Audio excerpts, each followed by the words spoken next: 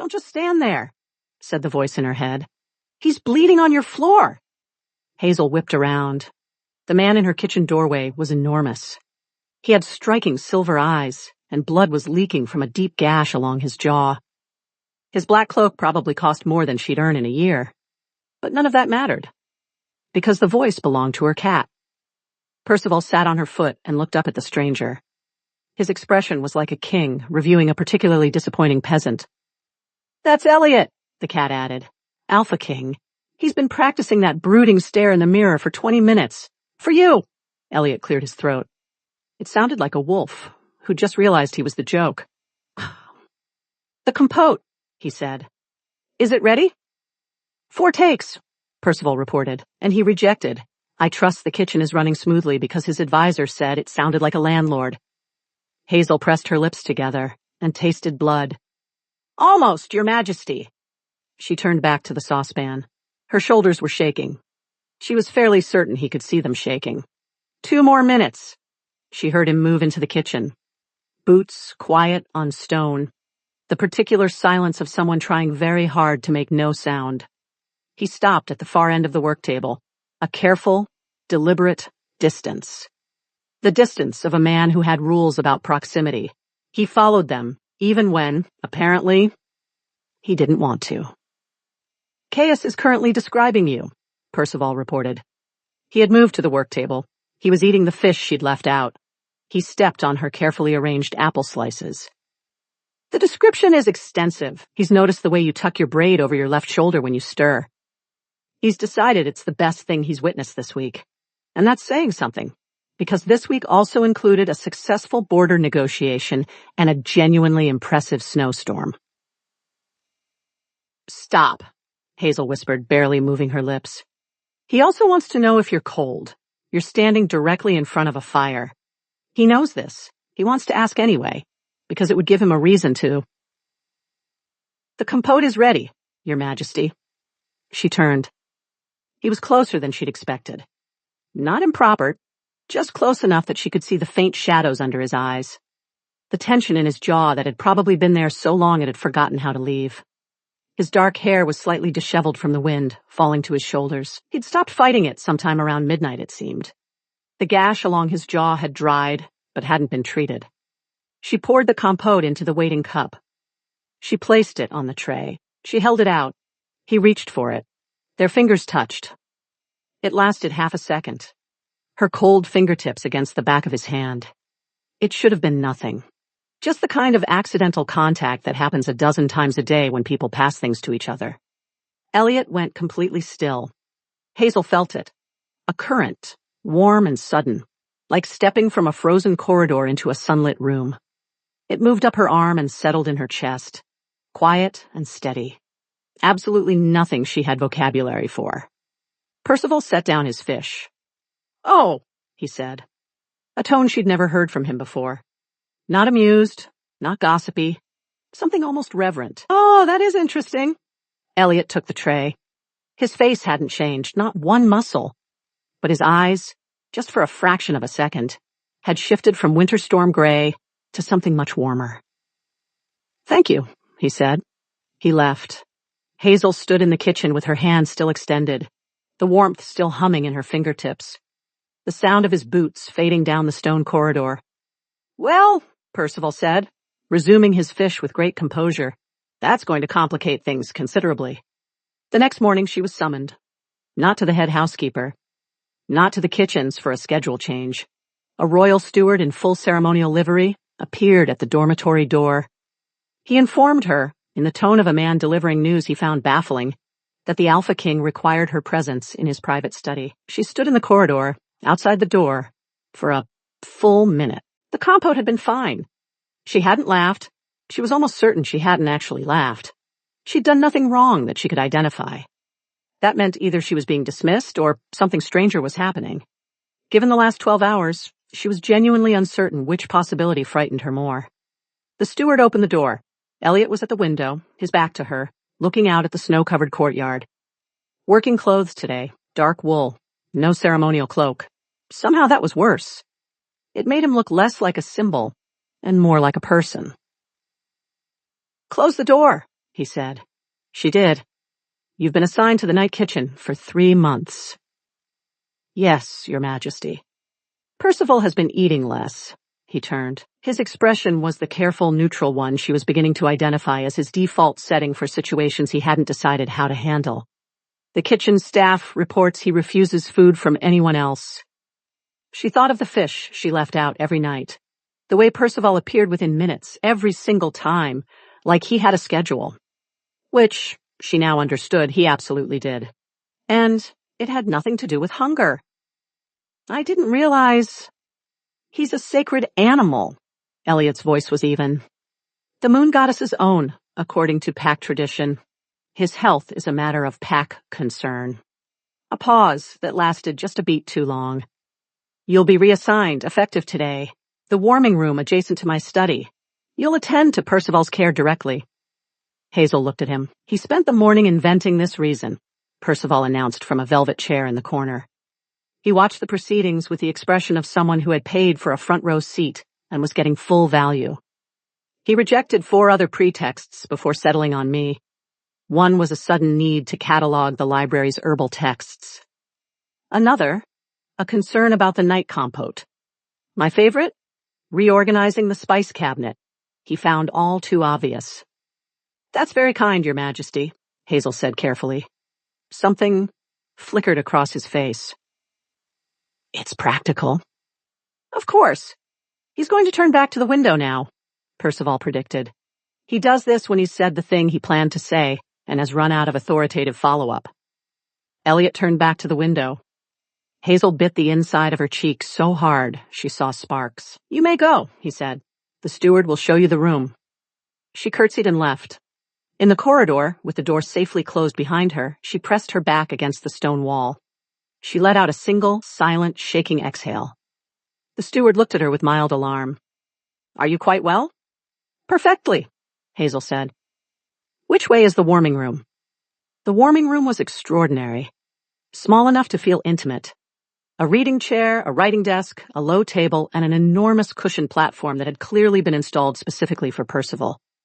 It had a fireplace that burned without pause, a window overlooking the snow-covered herb garden, walls lined with shelves of dried flowers and bundled herbs that made the whole space smell like a summer meadow. It was the warmest room in the castle. Hazel suspected it was the warmest room she had ever been in. She was arranging Percival's evening meal when the connecting door to the study opened. Elliot stood in the doorway, a document in his hand, the expression of a man who had a perfectly legitimate reason for being there. Percival's care schedule, he said, and held out the page. She took it. It was handwritten in a precise, angular script. Mealtimes, grooming schedule, and she had to read this part twice. A section titled, Preferred Ambient Temperature Range for Optimal Contentment. It had been written with the deadly seriousness of a royal decree. He consulted 3 reference texts on feline care, Percival reported from his cushion, watching the scene with immense satisfaction. He doesn't actually know anything about cats. He was up past midnight last week reading about them.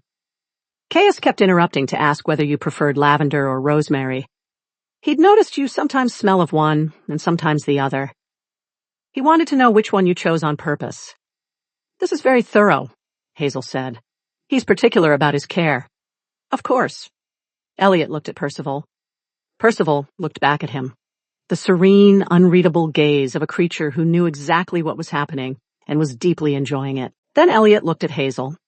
A brief look, a few seconds at most. But it was the first time he'd looked at her directly, without the careful neutrality, without the deliberate distance. Just looked, like he was trying to work something out. Is the room adequate? He asked. It's beautiful, she said. Honestly. Something in his expression shifted, just slightly. The tension in his jaw eased by a fraction. Good, he said, and went back through the door. He's smiling, Percival reported, with great satisfaction. On the other side of that door right now, he is absolutely smiling. He thinks no one can see him. A pause. I can always see him. Hazel looked at the cat. You, she said, are a menace. I, Percival corrected, beginning his fish, am a gift. 3 days settled into a rhythm that nobody named. Hazel kept the warming room. She tended to Percival. She made the nightly compote. Elliot worked in the study on the other side of the connecting door. It was sometimes open and sometimes closed. The difference between the two felt significant in ways she couldn't quite put words to. When the door was open, she could hear the scratch of his pen. The occasional low exchange with Rourke, his beta, a sharp-eyed man who seemed to communicate primarily through raised eyebrows and controlled sighs. She could hear Elliot's voice, harder in those moments, more clipped. The voice of a king making decisions that had weight. When the door was closed, she found herself listening anyway. "You're doing it again," Percival said on the third evening, not looking up from his grooming. "Doing what?" "Looking at the door." "I'm not." Caius does the same thing from the other side. You're both sitting approximately 4 feet from a piece of wood, pretending to be occupied with something else, periodically directing your full attention at the grain of it. He paused his grooming to look at her with amber eyes. "I have lived in this castle for 40 years. I watched the previous king serenade his mate from a rooftop in a thunderstorm. This is somehow more painful." 40 years? Hazel said. "I age differently." "Sacred animal." He resumed grooming. "Now stop staring at the door." The door opened. Elliot was not holding a document this time. He was holding 2 cups. He crossed the room, the whole room, not just the doorway. He set one on the low table beside her chair, without asking if she wanted it. He didn't sit. He stood at the herb garden window, the snow soft against the glass. "You're from the southern villages," he said. "Yes, a small one near the Ashwood border." "Your family?" "My mother. She's a healer." Hazel wrapped her hands around the warm cup. "My father passed when I was young." Outside, the snow fell in long, patient lines. "My mother was from the southern villages," he said. It came out carefully, like something he didn't say often. "Before she came to the castle," Hazel looked up at him. His profile was sharp in the firelight. The strong jaw, the slight furrow between his brows that seemed to be his resting state. But his shoulders were different, less armored than she'd ever seen them. "He never talks about her," Percival said quietly. For once there was no amusement in his voice at all. "To anyone. Ever. In 40 years. "She must have been remarkable," Hazel said softly, "to come from a small village and find her place here." Elliot turned from the window. He looked at her. That direct, unguarded look, the one that lasted just a beat too long. "She was," he said. Then Percival stood up. He stretched with elaborate ceremony. He walked the length of the room. He sat directly on Elliot's feet. Elliot looked down. "I'm cold," Percival said in her mind, with zero shame. "And this is the warmest spot available. This has nothing to do with the fact that you two were having a moment." Elliot looked up at Hazel. "Does he do this to you?" "Constantly." Something happened to his face then. Brief. A flicker. A loosening, but unmistakable. Almost a smile. Genuinely almost. He reached down. With the deliberateness of a man who had decided to do something and was committed to it, he scratched Percival once behind the ear. Percival began to purr like a small engine. "I didn't expect that," the cat admitted. "Point to Elliot." Hazel hid her smile behind her teacup. The crisis came on the 7th day. She heard it before she saw it. A shift in the castle's atmosphere. A tightening, like the air before lightning. Guards moved differently. Servants spoke in lower voices. Rourke passed the warming room 3 times in an hour, each pass faster than the last. She was brushing Percival when he went still. "A rival pack," he said, his voice losing its usual drawl. "The Ironmore. They've pushed through the northern boundary wards. 3 settlements." He stood on the cushion, tail low. "Elliot hasn't slept in 2 days. He was already running thin before this." Through the connecting door, voices.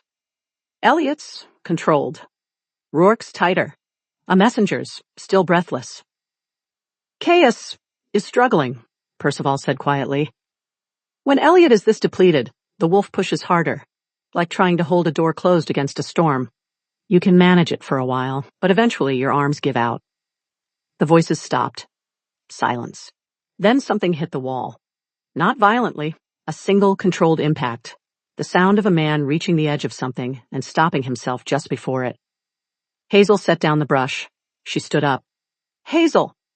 Percival's voice was careful. The last person who walked in there uninvited when he was in this state left with a dislocated shoulder. He didn't mean to. That's the point. I know.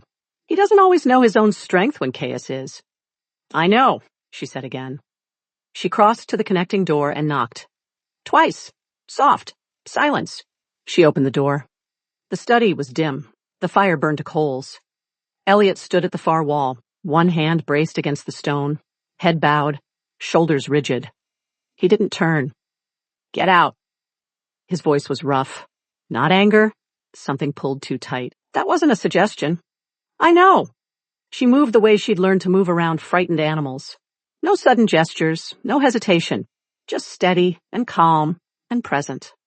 She crossed the room and stopped a few feet behind him. His breathing was deliberate, controlled, the breathing of someone working very hard at something. Hazel.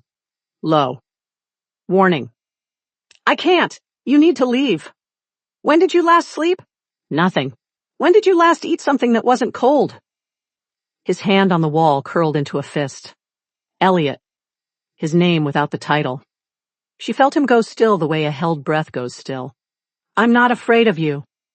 You should be. Maybe. She took one more step, close enough to see the tremor in his shoulders that he was suppressing with everything he had. But I'm not. Her hands were shaking. She couldn't help that, but she raised them anyway. She placed both palms gently against the sides of his face. He flinched, a full-body flinch, like a man braced for a blow who received something entirely different. She didn't move. She held still, her cold hands against his jaw, and waited. The tremor in his shoulders slowed. She felt the current again. Stronger than the kitchen, more deliberate, moving through her palms and into him. She felt the exact moment it reached whatever was straining inside him. Because he exhaled. Long and shuddering. The exhale of a man setting down something very heavy. Oh, Percival said softly from the doorway. There it is. Elliot turned. Slowly, like a man moving through deep water. Until he was facing her. She kept her hands where they were. She looked up at him. His eyes were hollowed out, the way eyes look when someone has been carrying something alone for a long time. What are you doing? He said. Not quite a question. I don't entirely know, she admitted. But it's helping, isn't it? A long moment. His hands came up, slowly, carefully, and wrapped around her wrists, not pulling her away, just holding. An anchor. Yes, he said. Very quietly. It's helping. Percival, for once, said nothing at all. They stood like that for a long time, in the dim study with the fire burned low and the snow falling outside. The castle held its breath around them. Eventually, Elliot stepped back. The careful neutrality returned to his face, but softer now. Less armored. You should sleep, Hazel said. I have reports. Rourke can handle them for one night. She held his gaze. You're no good to your pack like this. You know that. He looked at her with something that moved through his expression like surprise at being spoken to that way. Or something else. Something that looked almost like relief. The border situation will still be there in the morning. She stepped back toward the warming room door. I'll leave the fire up. Percival will stay with you. I will absolutely not, Percival said. I have a heated cushion. Percival will stay with you, Hazel repeated firmly. The cat made a sound of profound suffering and padded into the study. Elliot watched her go. She felt his gaze on her back all the way to the door. He's not going to sleep, Percival reported, settling onto the study rug with theatrical reluctance. He's going to sit in that chair and think about you for approximately 2 hours before exhaustion takes him. Then keep him company, Hazel said softly, and closed the door. She was wrong about the 2 hours. It was 40 minutes. She knew because she sat in the warming room with her knees drawn up and her tea gone cold, listening to the silence on the other side of the door. At 40 minutes, the quality of the silence changed, deepened, settled. He's asleep, Percival confirmed, his voice a murmur now. Caius, too. They both look younger when they sleep, like someone who hasn't had to be a king yet. Hazel looked at the fire. Percival, she said quietly. What happens if this, whatever this is, what happens if it goes somewhere it shouldn't? Define shouldn't. He's the Alpha King. I'm a night kitchen maid who talks to animals. You are a moon-touched healer with a gift that works specifically on him, which is not a coincidence. The moon goddess is not subtle. A pause. And he is a man who has not let anyone touch him in 6 years. Not since his mother died. Not since the last beta tried to clap him on the shoulder and ended up in the infirmary. Hazel was quiet. I've lived in this castle for 40 years, Percival said. I watched his father. I watched his mother. I watched Elliot grow up and grow hard, and grow into something that frightened even the people who loved him. Another pause. I have never seen him look at anyone the way he looks at you. Not once. Not ever. The fire crackled. Outside, the snow kept falling. That's terrifying, Hazel said. Yes, Percival agreed. Most worthwhile things are. The border crisis resolved in 4 days. Elliot handled it the way he handled everything, with cold, precise efficiency. 3 battalions north. A boundary agreement negotiated through Rorke. Affected settlements resupplied before the week was out. Hazel knew all of this because Percival told her, and because she could hear the shift in Elliot's voice through the connecting door. The gradual easing of something strained, the return of something steadier. He came to the warming room each evening, sometimes with a document, sometimes with tea, once with a book. He set it on her table without comment, then stood at the window for 10 minutes discussing the herb garden before leaving. He's courting you, Percival said after the book incident, in the only way he knows how, which is to say, very badly and with full deniability. He's being considerate.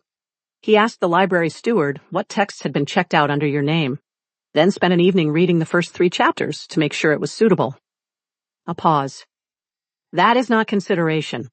That is a man who is absolutely gone and has no idea what to do about it. On the 5th evening after the crisis, Elliot came to the warming room and brought nothing. He simply came in. He sat down in the chair across from hers, the first time he'd ever sat in all these evenings. He looked at the fire. Percival, with uncharacteristic tact, relocated to the far end of his cushion and appeared to fall asleep. The northern settlements are stable, Elliot said. I heard. That's good. 3 families lost their winter stores. We're resupplying from the castle reserves. That's generous.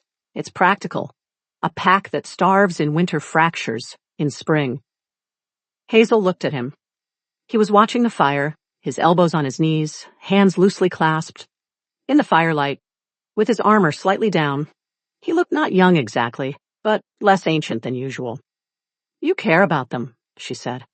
The families. He glanced at her. Of course. Not as a king, as people. Something shifted in his face. A slight tension, like she'd touched something he kept covered. My mother used to say the difference between a good king and a bad one isn't strategy, he said. It's whether he can remember that the numbers on his reports are people. Hazel was quiet for a moment. She sounds like she was very wise. She was. He looked back at the fire. She would have liked you. The words landed without ceremony, like he hadn't entirely meant to say them out loud. Warmth moved through Hazel's chest that had nothing to do with the fireplace. He's going to panic in approximately 10 seconds, Percival murmured in her mind, and say something stiff and official to cover it. I should review the morning reports, Elliot said, standing abruptly. There it is. Of course, Hazel said, keeping her voice perfectly even. He was at the door when he stopped, his back to her, one hand on the frame. The compote from the first night. He paused.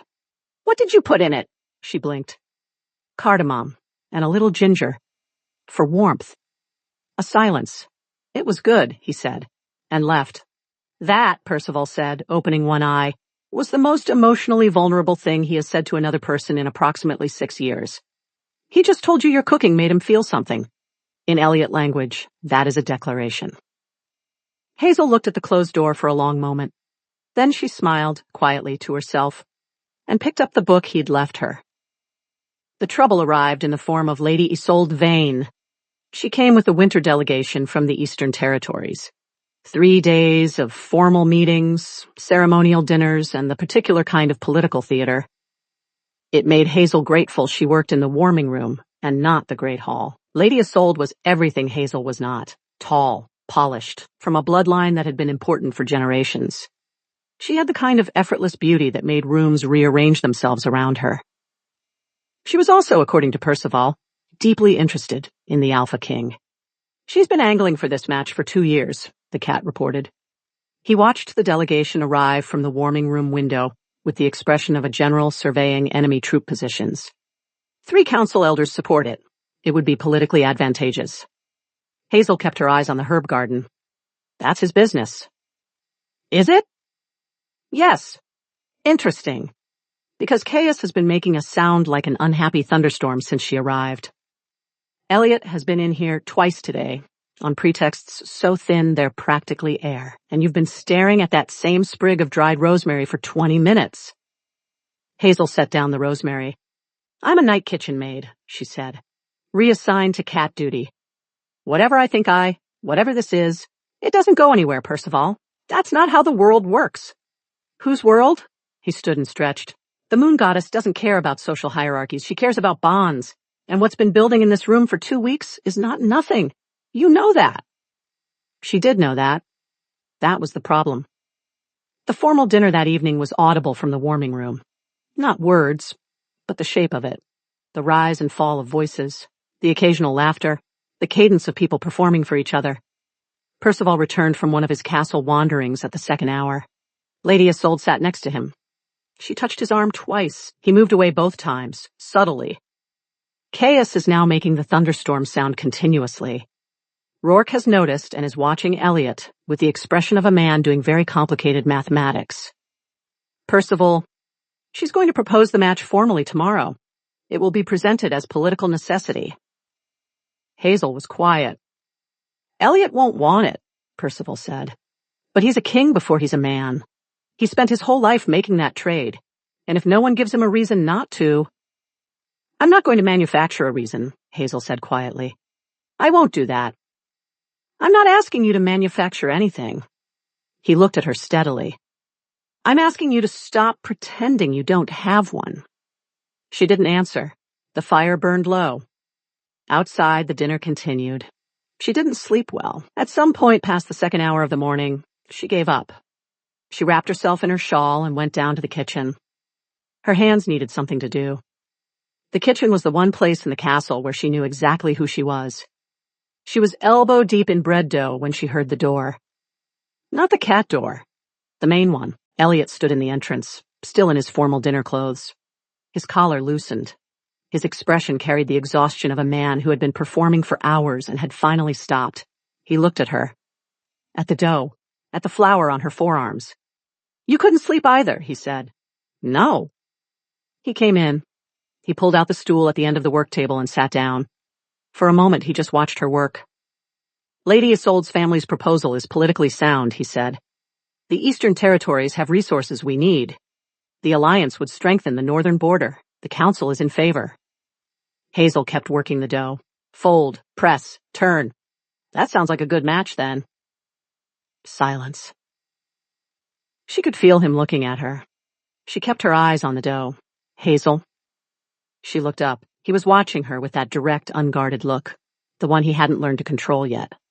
His jaw was tight. Say what you actually think, he said. I think it's not my place to... I'm not asking as your king. His voice was low. I'm asking as the man who has been sitting in the room next to yours for 2 weeks, finding reasons to open a connecting door. The kitchen was very quiet. Hazel set down the dough. I think, she said carefully, that you already know what you want. And I think you're in here at 2 a.m. because you're hoping someone will tell you it's allowed. Something moved through his expression. Raw and unguarded. And a little desperate. Is it? He said. She looked at him for a long moment, at the exhausted king on a kitchen stool with flour dust settling on his formal sleeve, who had spent 6 years not letting anyone close enough to touch him, who had come downstairs in the middle of the night to ask a kitchen maid for permission to want something. I'm moon-touched, and I talk to your cat, she said. I'm from a village so small it doesn't appear on most maps. I have no bloodline, no political value, and no idea how to behave at formal dinners. I know all of that. I'm telling you so you can't say later that I didn't warn you.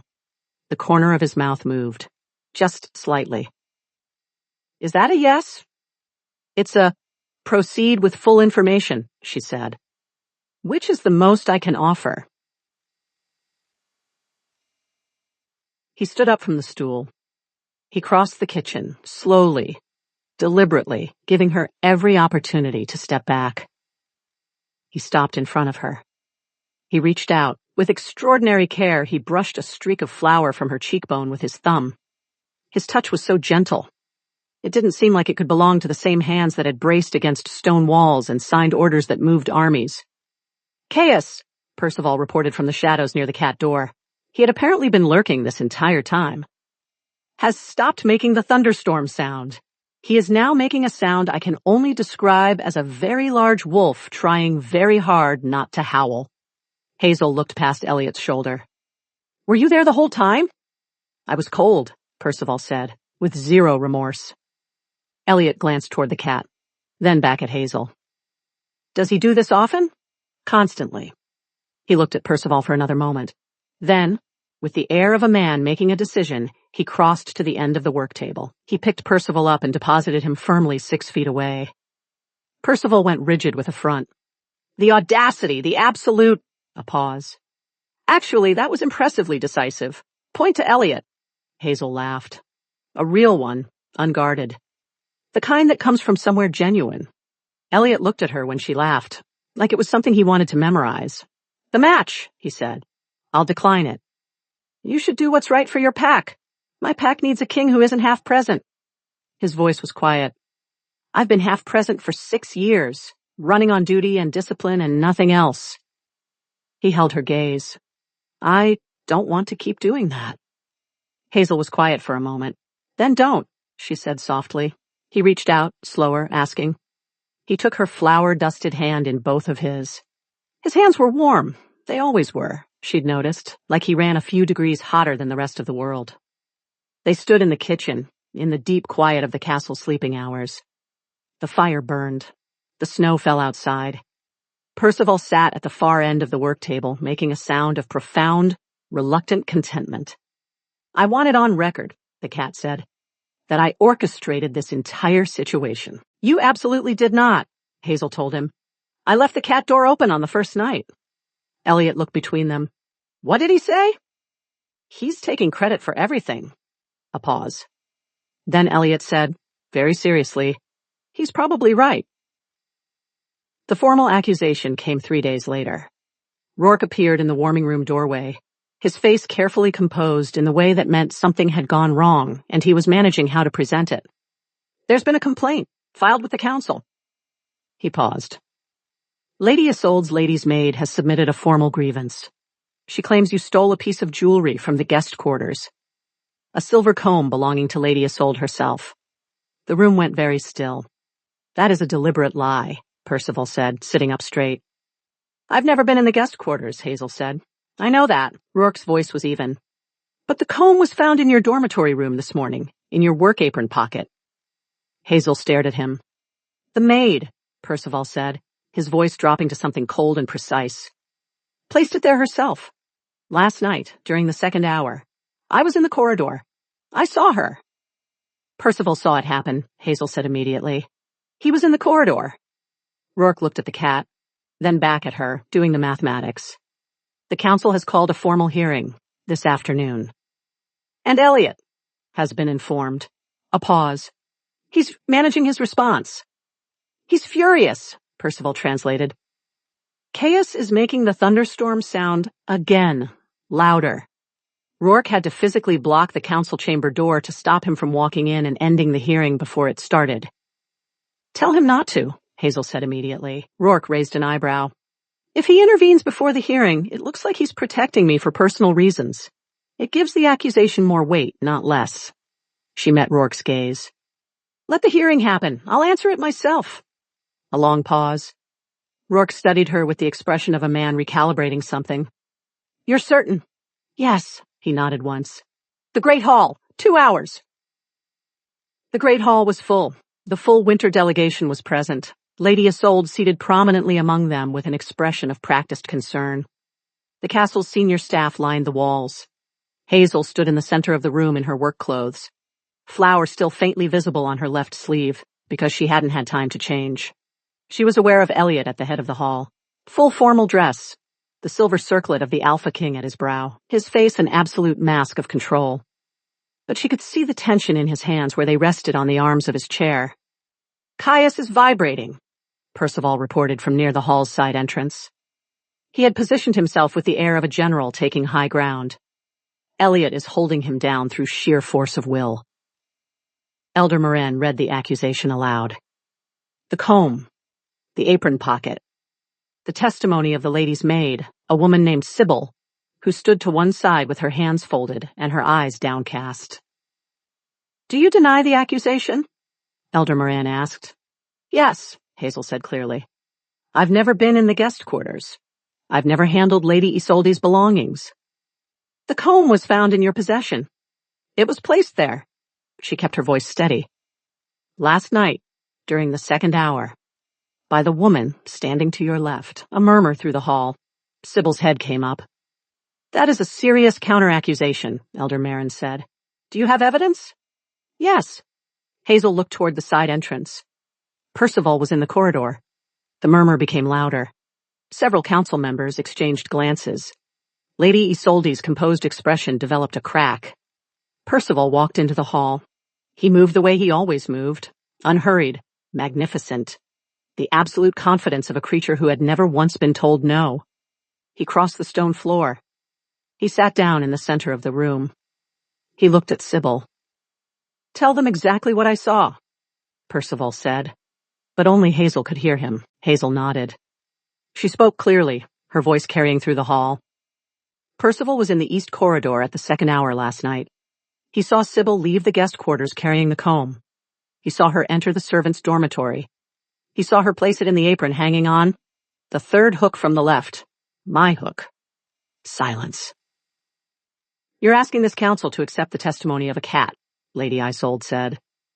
Her voice was smooth, but there was an edge under it now. "Relayed through a kitchen servant who claims to speak with animals. I'm asking this council to consider why a sacred animal, the moon goddess's own, as your traditions hold, would be present in that corridor at that precise hour." Hazel held the woman's gaze. "And I'm asking them to consider what Percival does next." "Ready?" she asked him. "I've been ready for 40 years, he said. Percival stood. He walked directly to Sybil. He sat at her feet. He looked up at her. Then he placed one large paw deliberately on the hem of her dress and held it there. The hall went very quiet. "Her right boot," Percival said. "Inside the lining, she kept the original comb. What she put in your pocket was a copy. The real one is there now. She planned to retrieve it later and sell it herself." "Check her right boot," Hazel said. "Inside the lining." Sybil went white. 2 guards moved forward. Sybil stepped back, stopped, because there was nowhere to go. 1 guard knelt. A moment later, he stood up holding a silver comb that caught the torchlight. He held it up. The silence that followed was the loudest thing Hazel had ever heard. Lady Isolde rose from her seat. Her composure was intact. She was very good, but her eyes had gone cold and calculating. "My attendant acted without my knowledge, or—" "Lady Isolde." Elliot's voice cut through the hall like a blade. Everyone went still. He stood up from his chair. He didn't raise his voice. He didn't need to. The full weight of his authority filled the room. Not the performed authority of a man trying to seem powerful, but the real thing, quiet and absolute and without mercy. "You will not speak again in this hall today," he said. "Your delegation will be escorted to the guest quarters. You will remain there until arrangements are made for your departure tomorrow morning." She opened her mouth. That was not a suggestion? She closed it. 4 guards materialized at the delegation's flanks, the smooth efficiency of people who had been waiting for exactly this signal. The Eastern delegation was escorted from the hall, with all the ceremony of a tide going out. Elliot stepped down from the dais. He crossed the hall. He stopped in front of Hazel. The entire council was watching. Every staff member, every guard. The hall was absolutely silent except for wind against the high windows. He looked at her for a moment, just a moment. She saw something move through his expression that he didn't bother to hide. Relief. Something fiercer than relief. Then he turned to face the hall. "This council will note," he said, his voice reaching every corner of the room, that the accusation against Hazel of the night kitchen was false, malicious, and politically motivated. He paused. It will also note that she stood in this hall and answered it herself without asking for intervention, and that she was right. He turned back to her. She is under the protection of this pack, he said. Formally. Permanently. His voice dropped just slightly, still audible, but quieter. More personal. And she is under mine. Caius, Percival reported from the center of the hall, has stopped vibrating. He is making a sound I can only describe as a wolf who has finally put something down that he has been carrying for a very long time. Hazel looked up at Elliot. You didn't have to do that publicly, she said softly. Yes, he said. I did. That evening, the castle felt different. Not quieter, if anything, more noise. The particular noise of a place that had been holding its breath and finally let it go. Hazel sat in the warming room with Percival in her lap, a cup of tea going cold beside her. She tried very hard not to think too carefully about the afternoon. Stop overthinking it, Percival said, without opening his eyes. I'm not overthinking. You've been staring at the same spot on the wall for 20 minutes. The connecting door opened. Elliot came in without knocking. He'd stopped knocking 4 days ago. He carried a small plate with 2 pieces of apple cake. She'd made it that morning for the kitchen staff. He set it on the table. He sat in his chair. He picked up 1 piece. They sat in silence for a moment. The council wants a formal review of the Eastern delegation's conduct, he said. That seems reasonable. Rourke is drafting the correspondence. He took a bite. A pause. This is good. Thank you. Another silence. Outside, the snow had started again, the soft, steady kind that muffled the world and made firelight seem brighter. You were remarkable today, he said, not looking at her, looking at the fire. I was terrified. I know. He glanced at her. You were terrified, and you did it anyway. That's not a small thing. Hazel looked down at Percival. He was purring with the steady rhythm of a contented engine. I kept thinking, she said slowly, about what you said, about your mother, that the difference between a good king and a bad one is whether he remembers the numbers are people. She paused. I think that's true for more than kings. He was quiet for a moment. She would have liked you, he said again, the same words, but different now, less accidental, more chosen. You said that before. I know. He set down his plate. He turned to look at her, the full weight of his attention, unhidden. I meant it more this time. Percival opened one eye. This is the moment. Don't ruin it by saying something sensible. I'm always sensible, Hazel murmured. Elliot frowned slightly. What? Nothing. I was talking to Percival. What did he say? Hazel translated. He says you're being very patient. Elliot looked at the cat, then back at her. The last layer of careful distance shifted. I'm not feeling particularly patient, he said quietly. He reached across the space between their chairs and took her hand. Not the tentative touch of the kitchen, something more deliberate. His thumb moved across her knuckles, slow and warm. I've been alone in this castle for a long time, he said. I'd decided it was preferable. Simpler. A pause. And then a night kitchen maid started leaving fish out for my cat. She laughed at things I couldn't hear. I found myself inventing reasons to walk through a connecting door. That's a terrible way to court someone, Hazel said. I know. The corner of his mouth moved. I'm told I've been doing it badly. Percival told you that? Rourke, he was less diplomatic. She laughed. He watched her laugh with the expression she was beginning to understand, the one that meant he was memorizing something. Hazel. Her name, quiet and certain. I want to do this properly, whatever properly looks like for whatever this is. He held her gaze. I want to figure that out. With you. She looked at him for a long moment. At the king who had come downstairs at midnight to ask permission to want something. Who had stood in a hall full of witnesses and said she is under mine without flinching. Who had brought her cake and sat in her chair and was holding her hand like he intended to keep doing it. All right, she said. All right, he repeated, like he was testing the weight of it. Finally, Percival announced, sitting bolt upright in her lap. 40 years I have waited for something like this. 40 years of watching this family be emotionally unavailable at each other. And now, He paused.